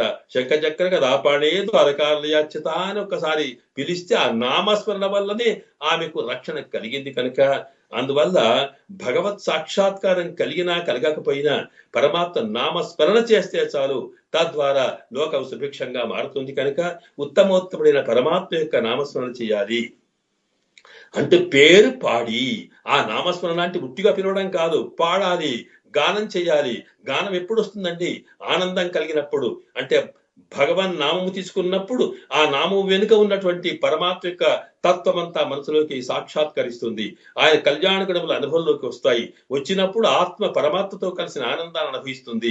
అలాంటి ఆనందంలో పట్టలేక అత్యంతమైన సంతోషం కలిగినప్పుడు ఎలా మనం గానం చేస్తూ ఉంటామో అలాగా భగవన్ నామమును కేవలం నామస్మరణ కాదు, నామము వెనుక ఉన్నటువంటి పరమాత్మ తత్వాన్నంతా కూడా జీర్ణించుకొని మనసులో అనుభవించిన తర్వాత ఒక్కసారి గానం చేస్తూ ఉంటే ఆ గాన ఫలితంగా ప్రకృతిలోనే మార్పు వచ్చేసి అద్భుతమైనటువంటి మరి ప్రకృతి వర్షాన్ని కురిపేస్తోంది కనుక ఉత్తమన్ పేరు పాడి అన్నారనమాట. ఓంగి ఉలగలంద ఉత్తమన్ పేరు పాడి నాంగల్ నంపావయక్కు చాత్తి నిరాడినాల్.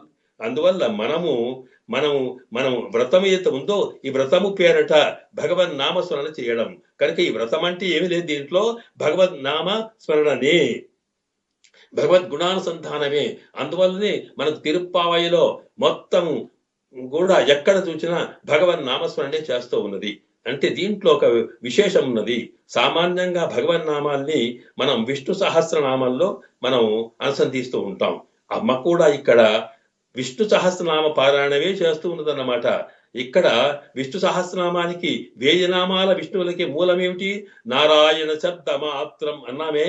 ఆ నారాయణ శబ్దంలోనే అన్ని వచ్చినట్టుగా ముందు మొదటి పాసనంలో నారాయణ అన్నది. ఆ తర్వాత మనము విష్ణు సహస్రనామ పారాయణం చేసేటప్పుడు మనం ప్రార్థన చేస్తాం. ఆ ప్రార్థన చేసే సందర్భంలో ఎవరిని ప్రార్థన చేస్తాం అంటే క్షీరోదన్వ ప్రదేశే శుచిమణి విలసత్సైకతే మౌక్తికానాం మాలాసత్నాని ఆ మొదలుపెట్టి ఆనందీ నప్పునీయాత్ అరిగద శంఖ పాటిర్ముకుంద అని ఆ పాల సముద్రంలో అద్భుతమైన అల్ల మధ్యన ఆ మెత్తని పాన్పు పైన ఆదిశేషుని మీద పడుకున్నటువంటి ఆ స్వామి ఆనంద రూపంలో ఉన్న వాడినే ముందు ధ్యానం చేస్తాం మనం. అంటే అక్కడి నుంచే ఎందుకు అలా ధ్యానం చేస్తామంటే నారాయణుని యొక్క తత్వం నుండి వచ్చినటువంటి ఈ వ్యూహ స్వరూపాలు ఉన్న పరమాత్మ నుంచే సకాలమైన అవతారాలు వచ్చాయి ఈ లోకంలో. ప్రతి అవతారం చేసిన లీలకే మనకు నామాలు కనుక ముందు ధ్యానం చేసినట్టుగానే ఇక్కడ కూడా అమ్మ ముందు నారాయణ అని పేరు చెప్పి రెండో దాంట్లో వయ్యత్తు అడవీర్హాల్ అనే దాంట్లో అక్కడ పరమన్ నడిపాడి పడుకుని పయ్యత్తు ఇంద్ర పరమన్ పడుకున్న పాలసముద్రంలో పడుకున్న స్వామిని ప్రార్థించింది. ఆ తర్వాత అందువల్ల ఇక్కడ ఉత్తమన్ పేరు పాడి ఆయన పరమన్ అయితే ఆ పరమహ అనేటువంటి శబ్దం పరమస్తుష్ట అనేది విష్ణుహస్నామంలో పరమహ అని పేరుందే. అలాగే ఇక్కడ ఉత్తమహ అనే శబ్దం యొక్క అర్థాన్ని దృష్టిలో పెట్టుకుని ఉత్తముని యొక్క నామస్మరణ చెయ్యండి అన్నమాట. ఉత్తమన్ పేరు పాడి నాంగళం పావయకు కనుక మన వ్రతాన్ని అని పేరు పెట్టుకుని భగవన్ నామస్మరణ చేయడమే ప్రధానమైంది. అలా చేస్తే ఏమవుతుందంటే చాత్తి నీరాడినాల్ తీంగిన్ని నాడెల్లాం తీంగిన్ని. తీంగు అంటే రకరకాల దోషాలు, తీంగు అంటే వ్యాధులు రోగాలు, అలాగే కరువులు కాటకాలు. ఇన్రి నాడెల్లాం తింగళ ముమ్మార్పేదు. భగవన్ ఎక్కడ భజన జరుగుతుందో, ఎక్కడ భగవన్ నామస్మరణ జరుగుతుందో, ఎక్కడైతే పరమాత్మ తత్వానికి సంబంధించినటువంటి కార్యక్రమాలు జరుగుతుంటాయో అక్కడ అద్భుత ప్రకృతిలోనే పలకరింపు వచ్చేసి అద్భుతమైనటువంటి సముద్రం కూడా కదలికలు వచ్చి సూర్య భగవాను యొక్క కిరణాల ద్వారా మేఘాలుగా మారి మేఘాల్లో అద్భుతమైన చలనం కలిగి తద్వారా వర్షం కురిసి లోకమంతా కూడా సుభిక్షంగా మారుతోంది. కనుక తీంగిన్ని అప్పటిదాకా ఉండేటువంటి అతివృష్టి అనావృష్టి అలాంటివి ఏమి లేకుండా నాడెల్లాం తింగళ ముమ్మారు పేరు. వర్షం పడడం అనేది ప్రధానమే, అంత మాత్రం చేత తుఫాన్లు వస్తే నష్టమే, అలాగే అతివృష్టి వల్ల నష్టమే, అనావృష్టి వల్ల వర్షాలు లేకపోతే ఎంత నష్టమో, వర్షాలు పడితే కూడా అతిగా పడితే అంత నష్టము. అలా కాదు, నామస్మరణ చేస్తే ఏ రకంగా వర్షం పడాలా పడుతుందట అంటే తీంగిన్ని నాడెల్లాం తింగళ ముమ్మారు. తింగళంటే ఒక నెలకి 3 సార్లు వర్షాలు పడతాయట. అంటే ఇక్కడ మనం అర్థం చేసుకోవాలి, మన ఆండాళ్ తల్లికి ఆధ్యాత్మికమైన జ్ఞానమే కాకుండా సామాన్యమైనటువంటి ఒక ఏంటి వ్యావసాయికమైన జ్ఞానము, ప్రకృతికి సంబంధించిన జ్ఞానం కూడా ఎలా ఉందో చూపిస్తుంది ఇక్కడ. అంటే వాస్తవమైనటువంటి పాడి పంటలు కలగాలనుకుంటే వర్షాలు పడాలి అవసరమే, కానీ ఆ వర్షాలు ఎట్లా పడాలి అంటే నెలకు 3 సార్లే పడాలట. అంటే 30 రోజుల్లో ఒకసారి వర్షం, మిగతా 9 రోజుల్లో అయితే ఉన్నదో అది ఎండ కొట్టాలి. ఆ తర్వాత మిగతా పనులు చేసిన మళ్ళీ వర్షం. ఇలాగ చేస్తే చక్కని సుభిక్షమైనటువంటి పంటలు పడతాయి కనుక తీంగిన్ని నాడెల్లాం తింగల్ ముమ్మారు పెయ్యదు, నెలకు 3 వర్షాలు పడతాయి. అవి ఉపయోగపడేటువంటి. మరి దానివల్ల ఏమవుతుందంటే ఓంగి పెరం సెన్నలు ఊడు కైలుగల పుంకువళ ఇప్పోదిల్ పొరివండు కనపడొప్ప తెంగాదే పుక్కెరందు శీర్తములై పత్తివాంగ కొడమిరక్కుం వళ్ళల్ పెరుం పశుక్కల్. అంటే దానివల్ల కలిగేటువంటి పాడి పంటల సంపత్తు ఏమిటి చూపిస్తుంది అన్నమాట. ఇక్కడ పాడి పంటల్లో ప్రధానంగా పంటలు పెరుగుతాయట. ఎట్లా పెరుగుతాయంటే అక్కడ దానివల్ల పడినటువంటి పంటలు పొలాల్లో కూడా నీళ్లు పడితేనట, వర్షం పడితే అద్భుతంగా పెరుగుతాయట. చెన్నెల్ ఓంగి బాగా పెరిగి చక్కని పంటలు పండుతాయట. ఆ పంటలమే కాకుండా ఎప్పుడైతే పొడుగా పెరుగుతాయో, గుబురుగా పెరిగినప్పుడు ఆ కింద ఉన్నటువంటి నీళ్లలో చేపలు ఎగురుతూ ఉంటాయట. అలాగే కమలాలు వికసిస్తుంటాయట. ఇవన్నీ చెబుతుంది. అంటే ఇక్కడ ఏమిటి అంటే వ్యవసాయ శాస్త్రంలో ఉండే ఒక లక్షణాన్ని చూపించడం జరిగింది. వర్షం ఎంత పడాలి, ఆ పైరుకి ఎంత నీరు ఉండాలి అనే దానికి ఒక శాస్త్రం కనిపిస్తూ ఉంది మనకి. పంటకు వచ్చినటువంటి పొలానికి బాగా నీళ్లున్నాయనుకోండి, అప్పుడు అది పనికి రాకుండా పోతుంది. అలాగే మరి తక్కువ నీళ్లున్నాయనుకోండి, అది కుదరకుండా పోతుందట. కనుక పంట పెరుగుతూ ఉంటే పెరిగిన తర్వాత ఎంత నీళ్లు ఉండాలి అంటే ఆ నీళ్ల కొలత ఏమిటి అంటే అందులో ఆ నీళ్లలో ఉండే చేపలు పైకి కిందికి ఎగరగలిగేంత స్థితి ఉన్న కొలత ఆ వాటికి పొలాలకి పైరులకి మొదట్లో నీళ్లుంటే అది చక్కని పంట పండుతుందట. కనుక అలాంటి వర్షం పడి బాగా పెరగడమే కాకుండా ఆ నీళ్లలో చేపలు అటు ఇటు ఎగురుతూ ఉంటాయి.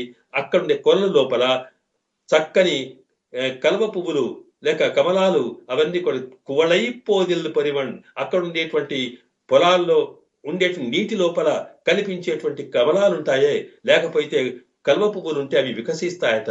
వికసించడం అంటే నీరు ఎంత ఉంటే అందులో తేనె అంతా వస్తుంది, ఎంత తేనె ఉంటే తుమ్మెదలంతగా తాగుతూ ఉంటాయట. కనుక విప్పుకున్నటువంటి పుష్పాల లోపల మకరందాలు ప్రవహిస్తూ ఉంటే అందులోపల వాటిని తాగే తుమ్మెదలు మత్తు మైమరిచి పడుకునేటువంటి స్థితి ఏర్పడుతుంది అంటూ ఈ పంటకు సంబంధించిన అంశం చెప్పారు. ఆ తర్వాత ఇదంతా మనకి ఏంటంటే ఊరి బయట కనిపించేటువంటి పొలాలన్నీ కూడా ఊరి బయట ఉంటాయి కదా.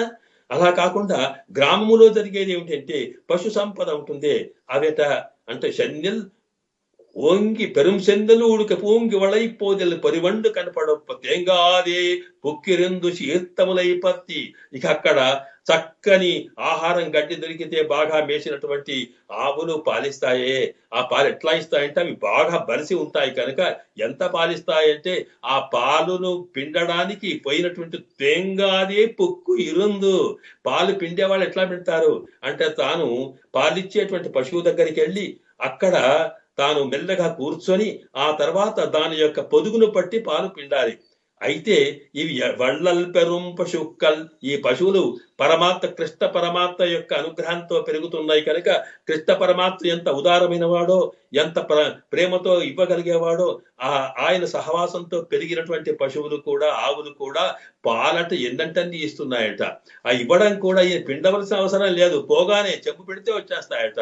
అవి పిండడానికి మొదలు పెడితే పాపము అక్కంటే సాధారణంగా అన్ని రకాల బలిసి మంచి బ్రహ్మాండమైన శక్తి సంపన్నుడైన గొల్ల అతను కూడా ఆ ఆవు దగ్గరికి వెళ్ళి పాలు పిండడానికి ప్రయత్నం చేస్తేనట వాడికి జబ్బలు గుంజాల్సిందే గాని పాలు ఆగడం లేదట. అలాంటి స్థితి. అందువల్ల తేంగాదే ఆగకుండా పొక్కు ఇరుందు దాని దగ్గరికి వెళ్ళి కూర్చొని తాను ములై ఆ పొదుగును పడితే చాలు బ్రహ్మాండమైన పాలు ఇస్తాయట. ఇలాగా పాడి పంట అద్భుతమైనటువంటి రీతిలో మనకు భగవన్ నామస్మరణ వల్ల మన భర్తపరద వల్ల కలుగుతోంది కనుక అవి ఎంత అంటే దీంగాదే సెల్వం ఆగకుండా ఇవ్వచ్చేటువంటి సంపత్తు కలుగుతోంది. ఇదంతా భౌతిక సంపత్తు. అయితే ఒకటి, సంపత్తు అనేది రెండు రకాల ఉంటుంది. ఒకటేంటంటే శరీర పోషణకు కావలసిన సంపత్తు భౌతిక సంపత్తు. అలాగే ఆత్మ సంపత్తు, ఆత్మ పోషణకు కావాల్సిన సంపత్తు కూడా కావాలి. ఎందుకనకంటే ఆత్మ బలహీనమైతే మనము శరీరం కూడా పనిచేయదు. శరీరం యొక్క శక్తి పెరిగి ఆత్మశక్తి తగ్గితే లోకంలో అనేకమైన ప్రమాదాలు వచ్చే అవకాశం ఉంటుంది. అలాగే ఆత్మశక్తి పెరిగి శరీరం బలహీనమైతే అది ఏం పనిచేయలేదు. కనుక ఆత్మశక్తి భౌతిక శక్తి రెండు ఒక దిక్కు ఉండాలన్నప్పుడు శరీరానికి ఆహారం కావాలి, ఆత్మకు ఆహారం కావాలి. శరీరానికి ఆహారము పాడి పంటల వరకు కలిగితే ఆత్మ జ్ఞాన స్వరూపమైంది. ఏది దేనితో తయారవుతుందో దాంట్లో ఏది తక్కువైతే దాన్ని సప్లై చేయడమే ఇక్కడ మనం ఇవ్వాల్సినటువంటి పెంచే పద్ధతి అన్నమాట. భౌతిక వస్తువులతో తయారైన శరీరానికి గాలి, నీరు, వెలుతురుతో తయారైనటువంటి ఈ శరీరానికి ఏదొక్కటి తగ్గినా మనం మందుల ద్వారా వాటిని సప్లై చేయడం ఎలాంటిదో జ్ఞానస్వరూపమైన ఆత్మానికి కూడా జ్ఞాన సంకోచం కలిగితే జ్ఞానాన్ని కలగ చేయాలి. కనుక ఒక సామాన్యమైన శరీరం బాగుపరచడానికి ఒక వైద్య వృత్తిలో ఉన్నటువంటి శాస్త్రజ్ఞుడు ఎలా తోడ్పడతాడో అలాగే ఆత్మశక్తిని జ్ఞానాన్ని ఇవ్వడానికి ఆధ్యాత్మిక శక్తి కలిగినటువంటి ఆచార్యుడు అట్లా తోడ్పడతాడు. కనుక ఇక్కడ సంపత్తు భౌతిక సంపత్తుతో పాటు ఆధ్యాత్మిక సంపత్తు కూడా తరగని సంపత్తు పెరుగుతోంది. ఎలా పెరుగుతుంది అంటే భగవత్ కృప వల్ల. భగవత్ కృప ఎప్పుడైతే కలుగుతుందో ఆచార్యుడికి భగవత్ కృప కలిగినప్పుడు ఆచార్యుడు తన ఆధ్యాత్మిక శక్తిని సంపాదించుకుంటాడు. ఆ సంపాదించుకుని తాను పెరుగుతూ ఉంటాడట. చెన్నెల్ ఓంగివుల అంటే ఎలాగైతే పైర్లు పెరుగుతూ ఉంటాయో తాను పెరుగుతుంటాడట. ఇక్కడ పెరిగేది ఏమిటి అంటే సామాన్యమైన భూమినే కాదు. భగవద్గీత ఒక మాట చెప్పింది, ఇదం శరీరం కౌంతేయ క్షేత్రమిత్య విధీయతే. ఈ శరీరము ఒక క్షేత్రమట, ఒక పొలము. ఒక పొలములో తాను రైతు విత్తనాలు ఎలా పెడతాడో ఈ పొలము క్షేత్రం శరీరం అనేటువంటి ఈ క్షేత్రంలో పరమాత్మ ఆత్మలు అనేటువంటి విత్తనాలు పెట్టాడట. పెట్టిన తర్వాత ఏం జరగాలి? ఆధ్యాత్మిక శక్తి లోపల పెరగాలి. పంట ఎలా పెరుగుతుందో క్షేత్రములో పొలములో ఏ విత్తనం పెడితే ఆ పంట పెరుగుతోంది. అలాగే జ్ఞానరూపమైనటువంటి ఆత్మ అనేటువంటి బీజాన్ని పరమాత్మ ఇదం శరీరం కౌంతేయ అన్నాడే. ఈ శరీరాన్ని క్షేత్రం అనుకుంటే అందులో తాను తస్మిన్ బీజం దదామ్యహం అన్నాడు పరమాత్మ భగవద్గీతలో. ఆత్మ అనేటువంటి బీజాన్ని పెడితే అది జ్ఞాన వికాసం కలగాలన్నప్పుడు రైతు ఎలాగా తాను పొలాన్ని పండించడం కోసం ప్రయత్నం చేసి వేస్తాడో అలాగే పరమాత్మ కూడా ఒక పెద్ద రైతుట. ఆయన ఏం చేస్తాడు? ఆచార్యుల్లోకి తాను చేరుకొని ఆచార్య రూపం వల్ల ఆధ్యాత్మిక శక్తిని వ్యక్తుల్లో పెంచే ప్రయత్నం చేస్తాడట. ఎప్పుడైతే కరువు కాటకాలు ఉండకుండా ఉంటాయో, కరువు అంటే ఏమిటి? ఇక్కడ ఆధ్యాత్మిక జ్ఞానం లేకపోవడం, పరమాత్మత్వం వ్యవహారం లేకపోవడం. కనుక ఇలాంటి వాటిని కలగాలన్నప్పుడు మన వ్రతం వల్ల ఆధ్యాత్మిక శక్తి పెరుగుతోంది, ఆచార్యుల యొక్క ఔన్నత్యం పెరుగుతుంది. ఎందరో శిష్యులు ఎలాగైతే సామాన్యమైనటువంటి వరి పొలాల్లో కిందికి నీరంటే పరమాత్మ కృప, ఆ పరమాత్మ కృప కలిగినటువంటి జ్ఞానము, ఆ జ్ఞానము లోపల చేపలు ఎగరడం అంటే ఒక వరి పొలాలలో ఉండేటువంటి పొలానికి మూలం లోపల ఏ రకంగా ఆ నీళ్లలో చేపలు ఎగురుతాయో అలాగే ఆచార్యుడు ఎత్తైనటువంటి జ్ఞానాన్ని ఆధ్యాత్మిక శక్తిని సంపాదించినటువంటి ఆచార్యుడి యొక్క శ్రీపాదముల దగ్గర జ్ఞానాన్ని సంపాదించుకునే శిష్యవర్గం పెరిగిపోతుంది. ఆ శిష్యులు మళ్ళీ ఆచార్యులు అవుతారు. ఇలాగ లోకమంతా కూడా సంచరించి ఆధ్యాత్మిక శక్తి పెంచే అవకాశం ఉంటుంది. కనుక ఇటు మనము చేసే వ్రతం వలన లోకానికి కావలసిన భౌతిక సంపత్తు అలాగే దాంతోపాటు ఆధ్యాత్మిక సంపత్తు రెండు పెరుగుతాయి. కనుక నీంగాద సెల్వం నిరయిందు. కనుక ఈ వ్రత కారణంగా భౌతిక సంపత్తు ఆధ్యాత్మిక సంపత్తు అన్ని కూడా భగవంతుని యొక్క కృప నామస్మరణ వల్ల జరుగుతోంది. కనుక భగవన్ నామం చేయడం అనేది వ్రతంలో ప్రధాన లక్షణంగా పెట్టుకొని మనం దాన్ని ఆశ్రయిద్దాం అనుకుంటూ దీంట్లో మన తల్లి ఒక అద్భుతమైనటువంటి దివ్య సందేశాన్ని ఇచ్చింది. అందువల్ల ఇక్కడ ఆధ్యాత్మిక ప్రపంచ సౌఖ్యాల కోసము, శాంతి సౌఖ్యాల కోసము భౌతిక సంపత్తు ఎంత అవసరమో ఆధ్యాత్మిక సంపత్తు కూడా అంతే అవసరము. అందువల్ల కృషి వల్లైనటువంటి రైతులు, వ్యవసాయదారులు ఎంత ప్రధానమో ఆధ్యాత్మిక శక్తిని పంచగలిగేటువంటి ఆచార్యుడు కూడా అంతే అవసరము. ఈ రెండు ఎప్పుడు జరుగుతాయి? అవి పరమాత్మిక కృప వల్ల జరుగుతాయి. పరమాత్మ కృప ఎప్పుడు వస్తుంది అంటే ఆ పరమాత్మిక నామస్మరణ చేసినప్పుడు. అందువల్ల ఆయన సర్వ విధములు రక్షించేటువంటి భగవాన్ నామముతోటే ఈ లోకాన్ని మనం ఉద్ధరించాలి. అని అంటూ చెబుతుంటే వాళ్ళకు ఒక అంశం కనిపించింది. వాళ్ళ మనసు నిండా కూడా త్రివిక్రమ అవతారమే. సామాన్యమైనటువంటి వామనుడు త్రివిక్రముడై అంటే తాను ఎంత మారినాడో అని దృష్టి వచ్చినప్పుడు ఒకసారి వాస్తవమైన భక్తికి లక్షణం ఏమిటంటే భగవద్గీత చెప్తుంది, వాసుదేవ సర్వమితి సమహాత్మ బహూనాం జన్మనామంతే జ్ఞానవాన్ మాం ప్రపద్యతే వాసుదేవ సర్వమితి. ఎవడైతే సర్వము కూడా పరమాత్మ, సర్వము వాసుదేవుడే, ఎక్కడ చూసినా పరమాత్మ పరమాత్మ స్వరూపం అనేవాడు భావిస్తాడో వాడు జ్ఞానవంతుడట. అట్లాగే ఇక్కడ త్రివిక్రమ అవతారం యొక్క వైభవాన్ని నామస్మరణ చేస్తున్నటువంటి గోపికల్లో ఎక్కడ చూసినా త్రివిక్రమ అవతారమే కనిపిస్తున్నట్టు చిన్నవి పెద్దగా విరగడం.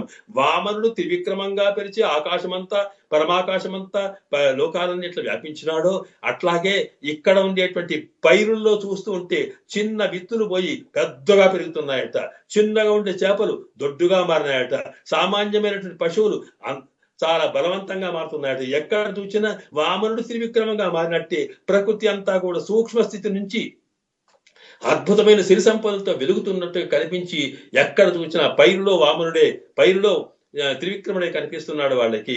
అలాగే అక్కడ ఉండేటువంటి చేపల్లో త్రివిక్రముడే కనిపిస్తున్నాడు, అక్కడ ఉండేటువంటి పశువుల్లో త్రివిక్రముడే కనిపిస్తున్నాడు. అలాగా సర్వము కూడా వాసుదేవ మయంగా భావించేటువంటి స్థితి, అంతటి స్థితిలో నామస్మరణ చేస్తే సర్వము కూడా సుభిక్షం కలుగుతోంది కనుక మన వ్రతానికి అది ప్రధానంగా చెప్పుకోవాలంటూ ఈ పాశనంలో మన ఆండాళ్ళ తల్లి మనకు కృప చేసింది. అందువల్ల దాన్ని మనం బాగా స్మరించుకుంటే మనము కూడా తరించగలిగే అవకాశం ఉంది అంటూ ఈ పాశము ద్వారా లోకానికంతటికి కూడా క్షేమం సిరి సంపదలు పెరగాలి, పెరిగేట్టుగా లోకమంతా కూడా ఈ వ్రతాన్ని చేయాలని మనం ప్రార్థించవలసిన అవసరం ఉన్నది. ఆండాళ్ జీవిత శరణం.